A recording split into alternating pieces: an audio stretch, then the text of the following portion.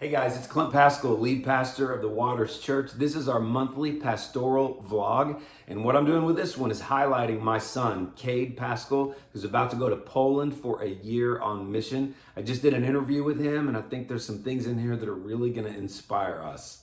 So let's get right to it. All right, I am here with Cade Paschall. That's me. This is a man that's been like a son to me for, 22 years now? 23. Oh, actually. yes, 23. I should know that. So you got something really exciting coming up, and I want you to tell me about it. So tell me what you're about to do. Yeah, so I am about to be moving. I work with an organization called Unbound Now. They're an anti-human trafficking organization, and they're getting ready to launch their European branch in Poland. And so I'm going to be moving to Poland to help start that Polish branch and just the overall work of Unbound Now. What city in Poland? It'll be in Warsaw. Warsaw. Which is the capital of Poland. People can look that up. One thing that's fun is in Poland they call it Warszawa, Ooh, which is just a great sounding name. sounds better than Warszawa. I like that. Yeah. Okay, you've already been to Poland once, Mm-hmm. so this isn't like brand new for you. Tell us about that trip. Why did you go before? The first time that I went to Poland, it was in response to the crisis in Ukraine with the Russian invasion of Ukraine. Many refugees were traveling into Poland, as well as a lot of people that had already traveled into Poland were traveling back into Ukraine. So I went in about April, a little part of May, for about 11 days, and we went on, me and a small team of people about my age were working on the border at some of the different crossings and train stations where the Ukrainians were traveling through, and doing general humanitarian aid work and a lot of prevention work to help protect people from being trafficked, because the vulnerabilities of refugees intersect really strongly with vulnerabilities of people who would be trafficked. How did you know that God was leading you to do that? A lot of people are looking for God's direction in their life. How did you know that it was God's calling? It's a great question, and it yields a very complex answer, but to really simplify it, I believe that we serve a God who speaks to us, and I believe that generally he speaks in three ways, and I think that those three ways are through Scripture, through our community, and then just directly to our heart and mind. So I sought him out in those three ways. For years, I've felt an openness in my heart to go somewhere other than America to serve him because of the standards set forth in Scripture that we're called to all the nations. I then saw people in my community and around me that I trusted, who had walks with the Lord, that I really felt could speak into this. Some of them reached out to me without even knowing that I was doing this, and they had words that they felt were from the Lord that really encouraged me towards this decision. And then some I sought out intentionally. I sought out you and Mom to speak into this, because I think that there's a great deal of wisdom in community, and I think the Lord speaks to that. Yeah. And then finally, the Lord really spoke to me personally. There was a lot of ways. I mean, there was a couple of dreams that I had that I felt were from Him. There was just moments though that I would really feel Him speaking, saying this is something He wanted me to do.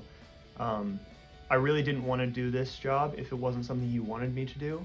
And I didn't want, if it wasn't something He didn't want me to do. And I didn't even want to do it if it was something He was just okay with me doing.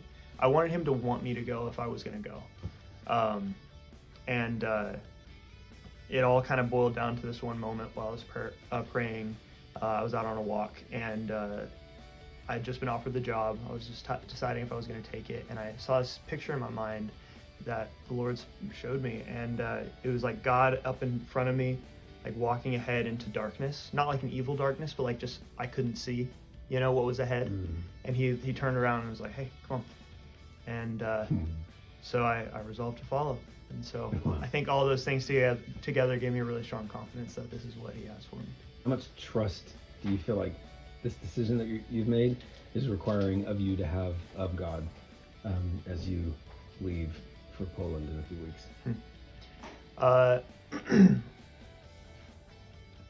It takes both all of it and just the smallest amount. On one hand, I think that this trust is more powerful because of who I'm placing it in, not because of how much I have. So it only takes enough trust for Him to provide for me. like, it only takes enough trust to do this for him to provide for me, I really believe. But at the same time, one thing that I've come back to a lot through this process is the Bible verse, trust in the Lord with all your heart, and lean not on your own understandings. In all your ways, acknowledge him, and he will make your paths straight. And that promise is one that I have to depend on. And he's proven that in my life so far, but it's just like, if I want my paths to be straight, which I am desperately needing right now because I'm stepping into a massive unknown, then I have to trust in him with all of my heart. And I really believe that all of my heart means that I'm clinging to him and him alone. That even though there's so many other things I could cling on a lot easier, I'm clinging on to him, and he's going to take care of me. Yeah. We really respect you for the work that you're doing. A little bit jealous of the sausage culture that you're going to get to experience, but really, really proud and supportive of the work that you're doing, the lives that you're going to save. Just the last question for you, bro. What advice do you have for our church based on all that you have gone through with this process and you know that you will go through? Do you have any advice for the Waters? Yeah. Learn to love his voice. That's the one thing, you know. The only way that I can trust him enough for this to actually make this decision to uproot everything I know and go to a place I don't know at all is because by his grace and his grace alone, I have learned to love his voice, and he really does speak.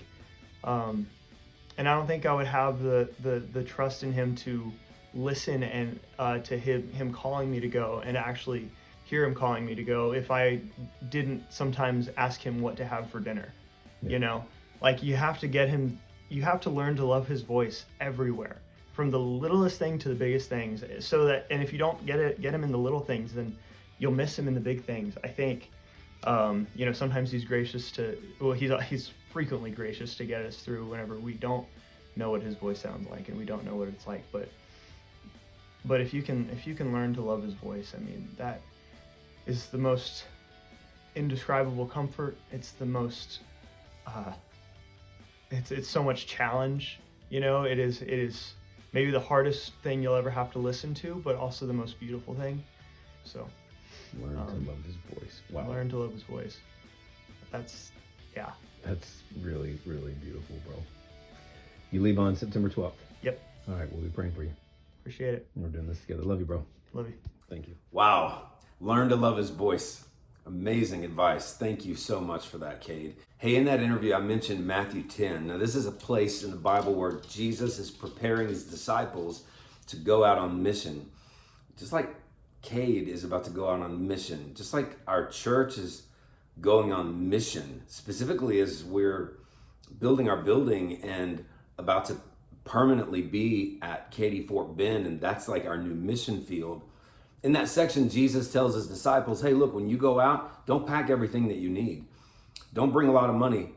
Don't bring a staff. Don't bring your tunic. You're not even going to have a place to stay. You're going to have to figure that part out too. It's like Jesus was saying, look, you're either going to trust me on the journey, or you're going to make sure that all of your questions are answered before you even walk out the door.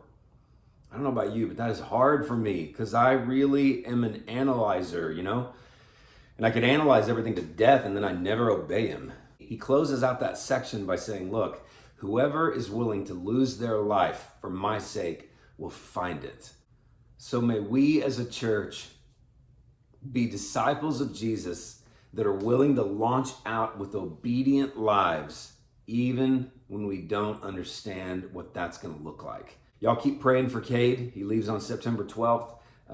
Reach out to him however you want to on social media. Just be a support. And let's all stick together in our time of questioning and wondering exactly how God's going to work out everything. Just trusting him in the process and being willing to lose everything, God, because we want to find out what it looks like to follow you. Guys, I love you. I hope you have a fantastic week, and let's do everything we can do to keep on making Jesus famous.